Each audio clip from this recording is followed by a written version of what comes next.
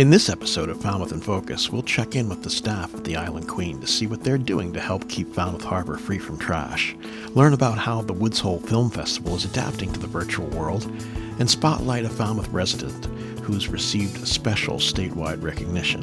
All this and much more on this episode of Falmouth in Focus.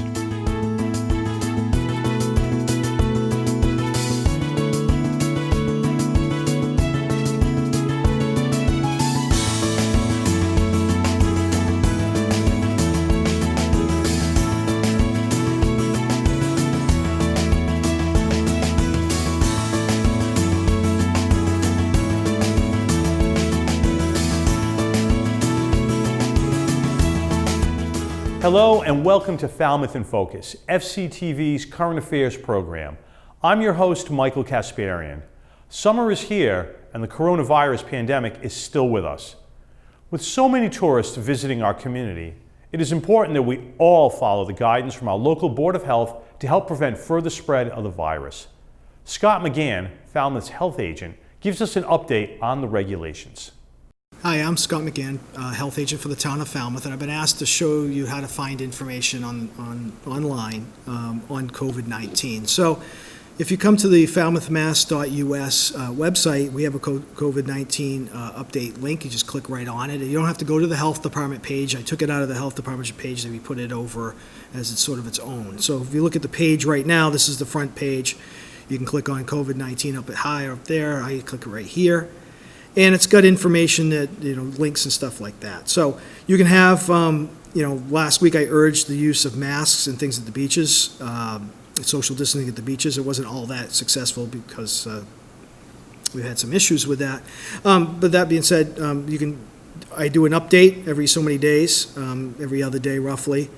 It needs to be updated. We're at 200. We're still at 204, so there hadn't been a need to necessarily update because we're still at the same number. But we would update this. Okay, we would also, you can scroll down. Weekly, I do an FCTV spot that we put on the website as well. You can see that here. The last one was July 2nd. I just completed one. There'll be a new one up there today. Different types of things. Election time, we had Michael Palmer gave a presentation there as well. The Governor Baker's orders and stuff, this needs a little bit of updating, but you can get that in here. But the main thing I wanted to show you down here is you can also go down to the CDC's homepage. We've got also at the DPH's website, we've got specific guidance, and I'm looking at this like I'll probably be adding something shortly on these, and then we just have the newest guidance. So on the webpage, you can kind of get to a lot of things. You can get to mass.gov, you can get to, you have some PDFs if you're interested. So that is just by going to the town's www.falmouthmass.us website. You can get you there, get you to the CDC. Another really good website with a lot of detail, but it's very complicated, is going to mass.gov. And I'm just going to type it in here, COVID-19 updates. So response reporting, okay? So if you click on the response reporting, the daily dashboard shows up here. So if you want this bookmark, this page, the things I talk about on Friday, a lot of it comes from here. So every day at 4 o'clock roughly, except Wednesdays, it takes a little bit longer because on Wednesdays, they do the weekly, which gives you some more raw data, some more data in the weekly.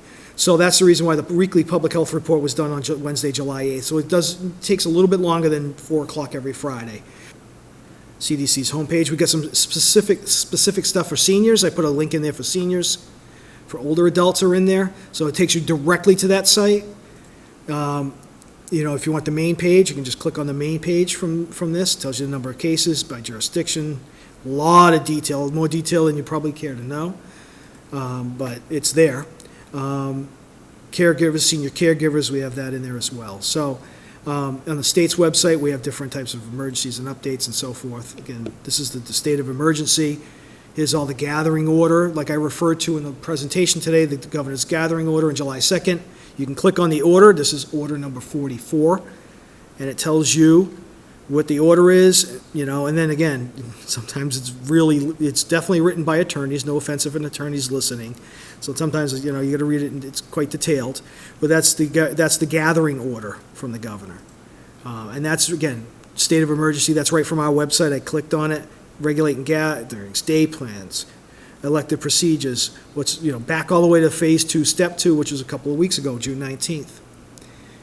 So all the information is there, all the information you can get from our site if you start at our site, or go to the mass.gov COVID.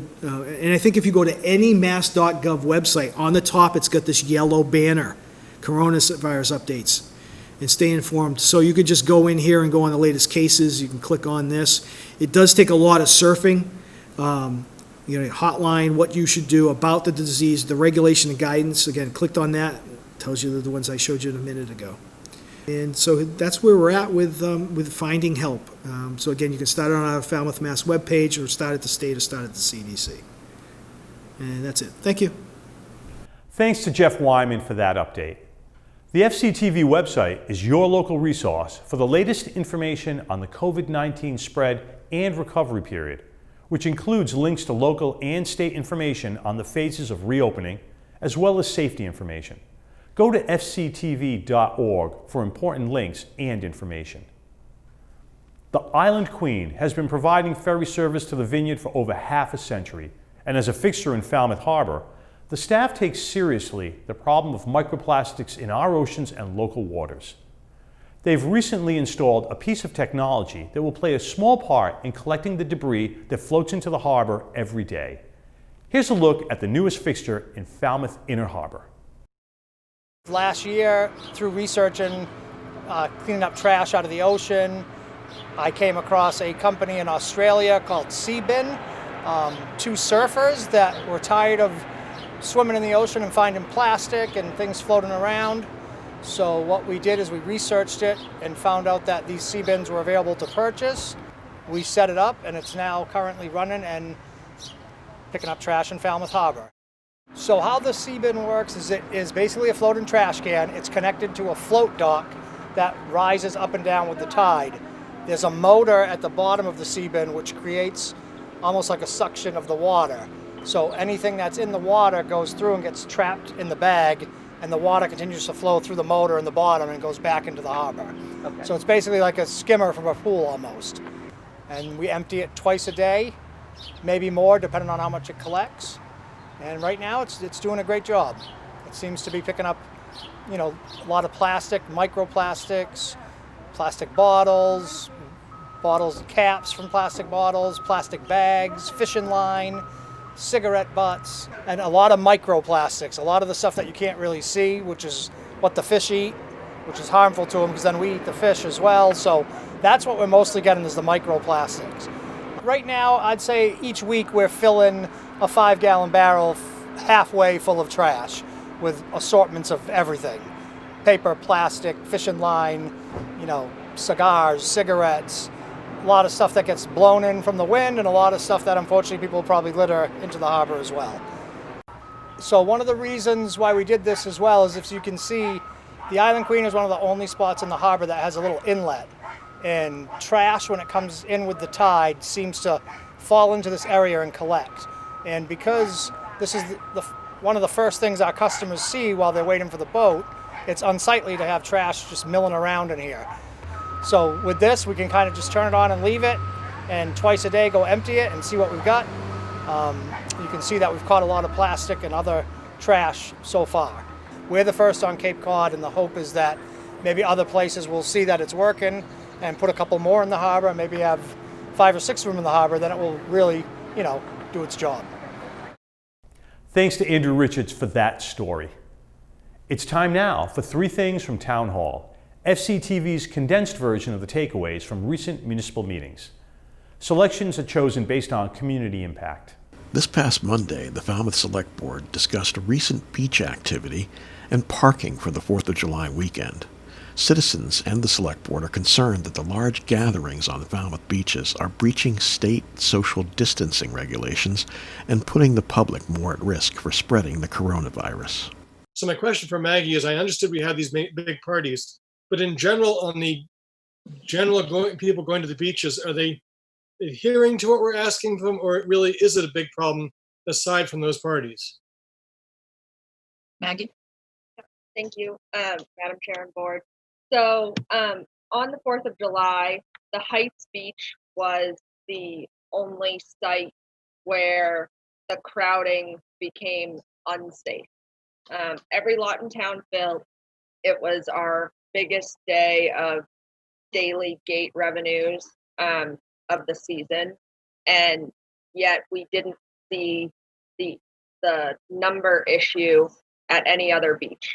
Falmouth Heights is about 1,500 feet long, so there's a lot of access for pedestrians and bikes and drop off, and the area is flat, walkable from Worcester Court, Mara Vista, etc. In general, the issues we're having with non-compliance are people not wearing masks in the parking lot or in the bathrooms, which is where we ask them to. Like Ms. Malloy said, at the restaurants, everyone's being really great. They know they have to wear their mask upon entering. They have to wear it until they get to their table. And then when they're seated with their party, they're allowed to take it off. Town Manager Julian Suso introduced to the board the Transportation Project Plan submitted by a consultant who is working on the town's behalf regarding improvements around town to bolster the safety and flow of transportation in Falmouth. The consultant reported many areas in Falmouth where improvements can be made, such as the Route 151 and Sandwich Road intersection, the Jones Road and Gifford Street intersection, and gave alternative ideas for changing some traffic signals for certain segments and intersections in Falmouth. Right, so as Peter mentioned, we've been working in the town for a number of years, and we currently have 4 projects ongoing, and then obviously you're aware of the Route 28 corridor project that we're just getting involved with now. So we have 4 intersection projects. First is at Gifford to Jones Road, looking at some improvements there. The second is, I'm sure you're aware of the pedestrian signal going in on Palmer Ave for the shared use path crossing. And then the 151 Sam Turner Road, that intersection was identified as part of the 151 corridor study as a high crash location with several safety issues. And then, as I mentioned, we have the Route 28 corridor through downtown and up to Oxbow Road. Chief Small of Falmouth Fire Rescue gave an update to the Select Board regarding the new staffing model that started in town July 1st, 2020. The chief also clarified the staffing model for the West Falmouth Fire Station and others to clarify for anyone concerned over the operation of Falmouth Fire Rescue Stations. Additionally, what I pointed out to the chief was when we took those numbers and we looked specifically at West Falmouth, the districts. In 2019, during that same 12-day period, the chief's department responded to 11 incidents in West Falmouth, and the average response time of those 11 incidents was 10.92 minutes. In 2020, we responded to 20 incidents, so an increase in incidents with a decrease in time. The average response time under the new staffing model for 2020 was 9.73 minutes. So again, over a minute reduction in response time. To see the meetings in their entirety, check out Government Channel 15's program schedule at fctv.org. We're going to take a quick break. And when we return, we'll see how the annual Woods Hole Film Festival is modifying their 29th season. Stay with us.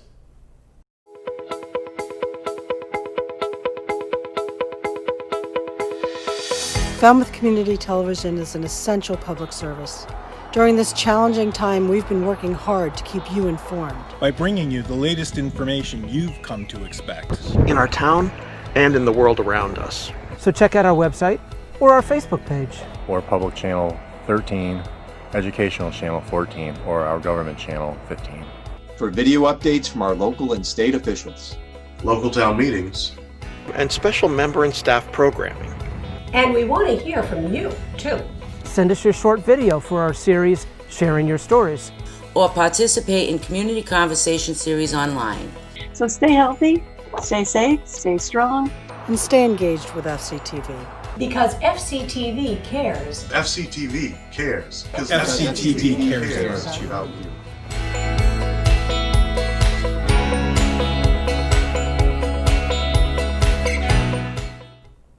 Welcome back. The Woods Hole Film Festival is the oldest independent film festival on Cape Cod and the islands. An 8-day showcase of independent films. This year, it will be shown virtually from Saturday, July 25th through Saturday, August 1st. FCTV checked in with the staff to see how they're adapting to the restrictions due to COVID-19. On March 7th, we had a full screening in Redfield Auditorium, and we had another one planned for the following weekend. And it was right about then that the whole world started shutting down. And at first we were thinking, oh, well, maybe, by July, that's so far from now, we'll certainly be back doing an in-person event. So we decided to give ourselves some time to sort of assess the situation. But in the meantime, we were on weekly calls with our colleagues from around the country and just hearing everything that was happening, all these major festivals canceling, postponing, 179 festivals that were supposed to take place ahead of us were in one of those two situations. And the other thing, in March, the whole world of virtual festivals as we are now, constructing it did not exist. So it wasn't just yes or no, we're going to do virtual or not. It was, what does virtual look like? Can we do it? And then how do we do it? And should we do it? And so we had to figure all that out in a very short period of time. On one hand, we were very fortunate that we had some time between when all of this kind of started happening and on our festival, but at the same time, we were getting near the end of our submission period. And we really felt like we needed to make a decision well in advance of that so that we could make appropriate programming decisions, but also make sure, we got messaging out to the filmmakers as well. So we were kind of a little bit stuck in the middle situation, but, in the end, I think, we definitely made the right decision to move forward this way. I think everybody's been very happy that we're still happening and that we're doing everything we can to make this look and feel as much like the Woods Hole Film Festival everybody's used to, but in a virtual space. So it's not just, it's a virtual festival and it's something that just lives on the internet that you experience as a person by yourself. We really did feel like if we're going to do this, we really want this to feel like the Woods Hole Film Festival as much as possible. So we have a lot of live events happening throughout the entire week of the festival that we hope will also bring the opportunity for people to gather, even though it's in a virtual setting, but also feel like they are participating in the festival in some way. So we have live Q&As, we have conversations with filmmakers, we have panel discussions, workshops, and that's all in addition to the 187 films that will be streaming. We're looking at this as much as we can as a positive. And what are the opportunities for the festival and for filmmakers to do this in a virtual format? Everybody's in the same boat this year. So, what can we do in this situation that we have no control over to make this work, to make this a positive experience, to take advantage of all the new opportunities that are available to us. And so the programming end of it was one of those where we were able to, I think, incorporate a few more short films. And just kind of to leap over a little bit too, because it's a virtual festival and people are going to be buying a pass and having access to the films, they are able to watch all of those short films too individually, which they wouldn't normally be able to do at a live festival. So it's, I think it provides a lot more opportunities for people to participate because not everybody has an hour and a half, 2 hours at a time, all the time to sit down and watch a film or a shorts program. But if you're at home and you're enjoying your breakfast or doing something, you have a few minutes, you can as a pass holder, you can jump in and watch a couple short films when you have a few minutes. And I think it would give people a lot more opportunities to be part of this year, which is great. For more information, go to woodsholefilmfestival.org. Thanks to Alan Russell for that information. Falmouth Community Television is committed to helping support our local businesses as they transition during the changing phases of reopening during the coronavirus pandemic. FCTV visited the Cape Cod Bagel Cafe to see how they've adapted to the new regulations. Hi, I'm MARILYN Fox. Myself and my husband own Cape Cod Bagel Company. We are celebrating a very unique 30th anniversary this year without customers coming in on the inside of our shop. We're very pleased that the majority of the people that come here do wear masks for everybody's safety, and the ones that we need to remind are generally very happy to put their mask on. We have a really great staff this year. We've got a lot of kids that are hardworking, friendly, and what we've done to help everybody in the business, inside the business, is we've limited our menu to keep things as fresh as possible. They're really good bagels, good choices. So we've set up 3 takeout windows for everybody's safety. We still have the courtyard, which is just extremely pleasant to sit in. And there's plenty of room out here to spread out while you're eating. It's fully landscaped and beautiful flowers and just relaxing. And I think everybody these days needs a little bit of relaxing. So in the process of always trying to think how we can do things better during this time, we're developing an online ordering system, which has not been a small task, and it's been a lengthy task as well. So we've been using Facebook to tell everybody about the changes that seem to be consistently happening. And we're hoping that when we get the online system up and running, which hopefully is just a few more weeks, that will alleviate some of the call ahead, pay ahead. We're actually not touching any cash. So everything is by credit card, or if you do pay with cash, we can't give you any change. We're trying to keep everything as safe as possible for you and for us. So we do appreciate when you do call ahead and pay ahead. It makes things smoother, and we have a window that's devoted to the call ahead, pay ahead, so that it makes it easier for you when you get here as well. So one of the things that happened this summer is our supply chain became very challenged. What happened was our supply chain doesn't sell to supermarkets. They only sell to restaurants, and restaurants weren't open.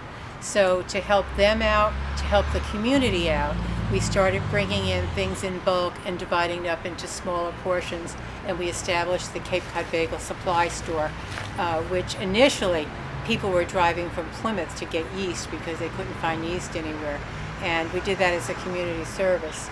Also, as a community service, people are buying things from us for the service center, and then we are donating extra items for the service center. And the service center has been extremely grateful for that extra help. And so we've been here for the community. We like being here for the community. We love all of our regular customers, and we enjoy meeting tourists. In normal times, we get to talk to them. This year, not so much. But at any rate, we live in a very good community, folks. Stay tuned to FCTV and Falmouth in Focus in the months ahead for more stories about Falmouth's businesses and how they are adapting to the ever-changing restrictions due to COVID-19. Thanks to Andrew Richards for that story. Falmouth Wants Why is a community-based group of volunteers working together with the YMCA of Cape Cod to bring a YMCA to the Upper Cape. The determination is coming closer to fruition with a recent agreement to purchase property off of Brick Kiln Road for Falmouth's new Y. We checked in with the Cape Cod YMCA's Stacy Pugh for an update. So since the pandemic struck, we've actually continued to move forward with much of our planning process to bring a Y to Falmouth. The only thing we've really stopped doing is fundraising for some of the studies that we're doing and consultants that we need to support this work. So we just really wanted to be sensitive to the needs of the community to really pour resources into pandemic support. So, what does that mean as far as, what we continue to do? We have secured land. So that was something that happened actually at the end of the calendar year. And we continue to make progress in assessing the quality of that land and how the land will work for our facility needs. We are finishing up a couple of the tests that we'll need to do with civil engineering companies over the coming months. We're actually in the process of selecting a civil engineering firm, and we look forward to having that partner join us to carry us through the entire project. But we've already done some soil testing and some environmental testing, and we're working through the different pieces that are required to develop the land project.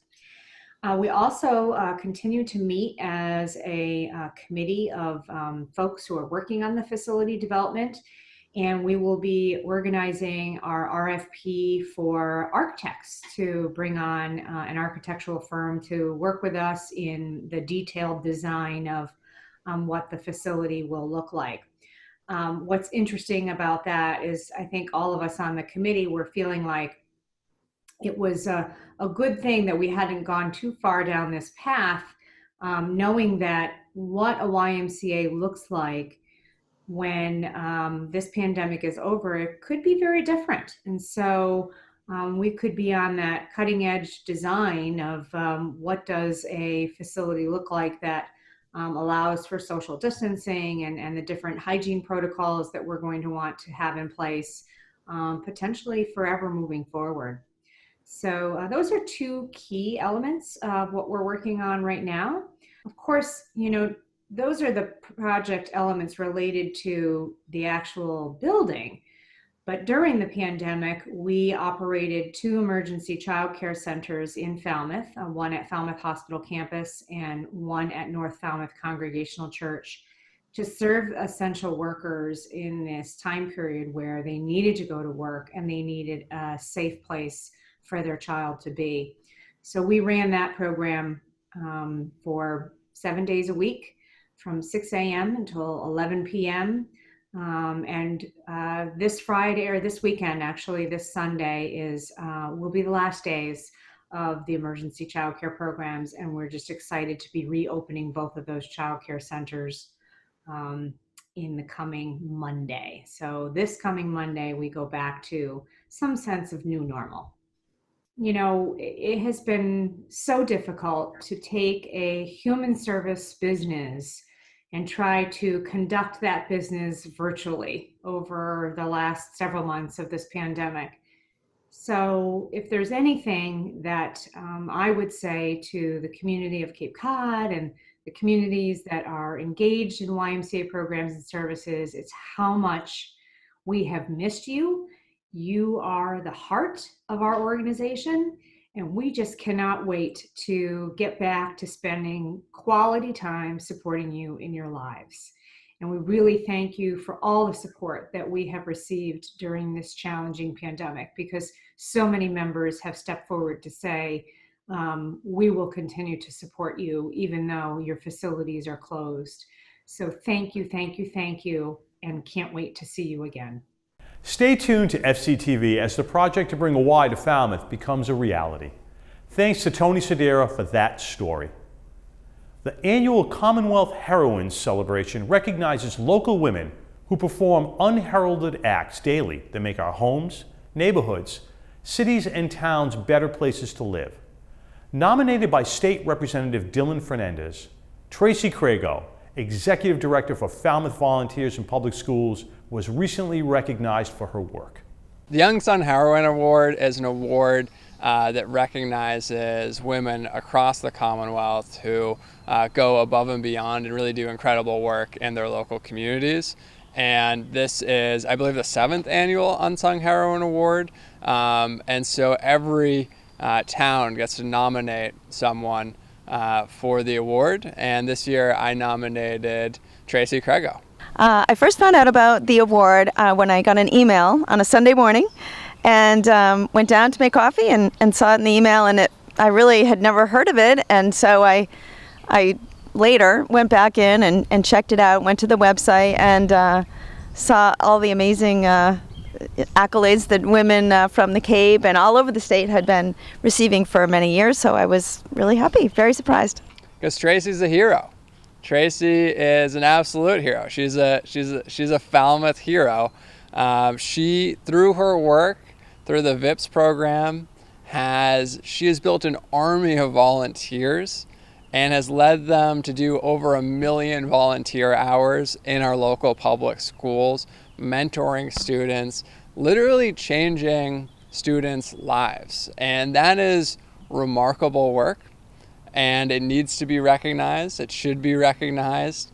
And Tracy is always the first to praise others and kind of shy away from recognition. So she, in the true sense of the word, is an unsung heroine, and I'm just really glad to be able to put a spotlight on her and give her this much-deserved, nominate her for this much-deserved honor. Falmouth Volunteers in Public Schools has been around we're working on 40 years of bringing programs into the schools for students by utilizing volunteers in our community.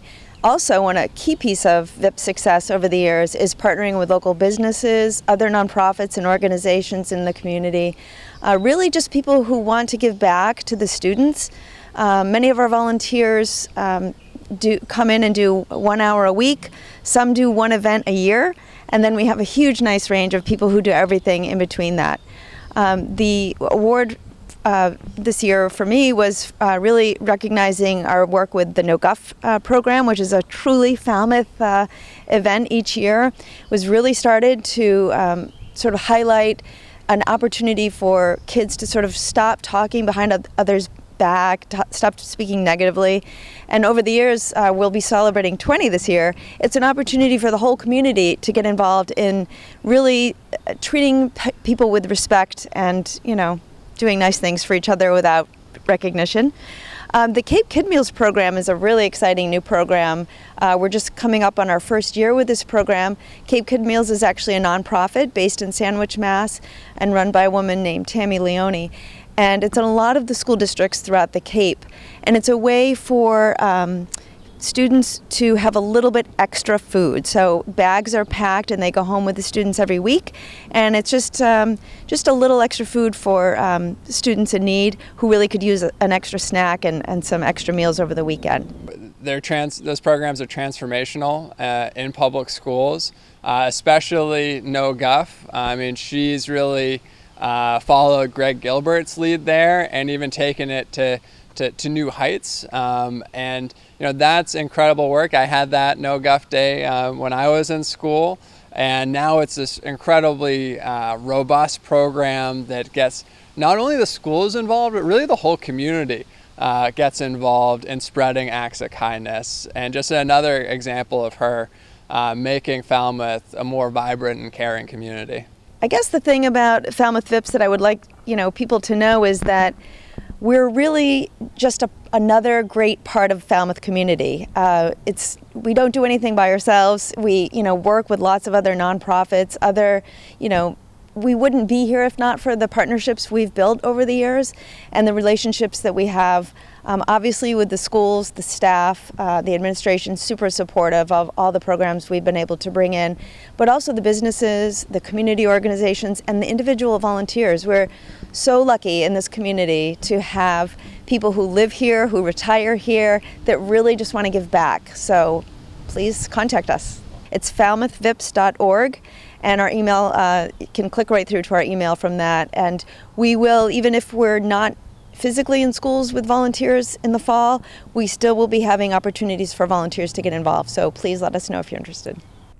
FCTV congratulates Tracy on this award and thanks all the Falmouth volunteers in public schools for the essential work you do. Thanks to Bob Fenstermaker for that report. We're going to take a quick break. Stay with us. Roxy is a pretty brown tabby domestic short-hair female. She's 8 years young and sports a brown coat with dark chocolate tabby tiger markings and big pale hazel eyes. She's a sweet lady who adores company and wants to interact, but is a bit skittish at the start. Roxy was brought to People for Cats after she and her housemate were abandoned by their previous owner. Sadly, the other cat disappeared. Roxy's an active girl who passed her vet visit with flying colors. She's also reported to be quite good with children. Why not come and meet this pretty lady and see if you'd like to give her a second chance at a forever home of her very own? For the safety and that of our volunteers, we're presently closed to the general public, but we have conducted a number of contact-free adoptions using telephone interviews and appointments to view a specific cat. This shelter is located at 44 Beagle Lane in T-Ticket. The hotline is 508-540-5654. Press 0 if you have cat-related issues, questions, or for further information about People for Cats. Press 2 if you need financial assistance for veterinary care for your cat. Or press 3 if you must surrender your cat. Here's a message from Falmouth High School nurse Sharon O'Connor about wearing masks and gloves to prevent the spread of COVID-19. Hi, I'm Sharon O'Connor. I'm one of the school nurses at Falmouth High School. I'm here today just to review with you some of the guidelines set forth by the CDC to help slow the spread of the coronavirus. I'm specifically going to talk about masks and gloves. The CDC recommends that the public wear masks, and the reason being is that they've done studies and they find that there's a significant amount of individuals that have the coronavirus that are asymptomatic, so they don't have any symptoms. The reason you're wearing the mask is to protect others around you. The CDC does not recommend that you wear surgical masks or the N95 respirator due to the critical supplies that are reserved for healthcare workers and first responders. You can go online, you can do an online do-it-yourself tutorial, make the cloth masks yourself, you can buy them already made up, or you can have a friend make some for you. I recommend you have at least 3 to 4 masks that you can rotate through. So when you have your mask, you want to make sure you wash your hands prior to putting it on. You can use alcohol-based sanitizer or soap and water. You're going to make sure you cover your nose. You're going to loop around your ears, or if you have ones that tie behind your head. You're going to make sure it has a nice snug fit, and you're going to make sure that you can breathe okay without any restrictions. You have to be mindful and not bring your hands up to the mask or your face while wearing it. When you remove the mask, you need to go from behind. So if you have the tie, you do it from the tie, or you go from around your ear, you pull it off. And then the nice thing about the cloth masks is that they can just be put right into the washer and dryer. The CDC does not want you to wear gloves in replacement of your proper hand washing. If you do choose to wear gloves, you have to be mindful that everything you touch has germs on it. So you do not want to bring a gloved hand to your face, your nose, your mouth.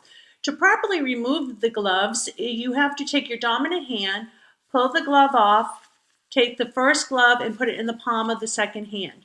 You want to take your 2 fingers of your ungloved hand, slide it up the gloved hand inside, so you're only touching the interior of the glove and not the exterior. You're going to pull away from your body. The glove's going to go inside and out with the first glove inside the second glove. And what you're going to do is you're going to dispose of it properly. Throw it in the trash. After you take your gloves off, it's really important that you wash your hands thoroughly. If you have any questions in regard to the COVID-19 or the CDC guidelines, certainly go on to the Falmouth Public School website. They have a wealth of resources available for you. I hope you're all doing well. Thanks to Ryan Weber and Sharon O'Connor for that important information. It's time for this month's fishing segment from My Fishing Cape Cod. Let's join Ryan Collins as he fishes for sleeping stripers.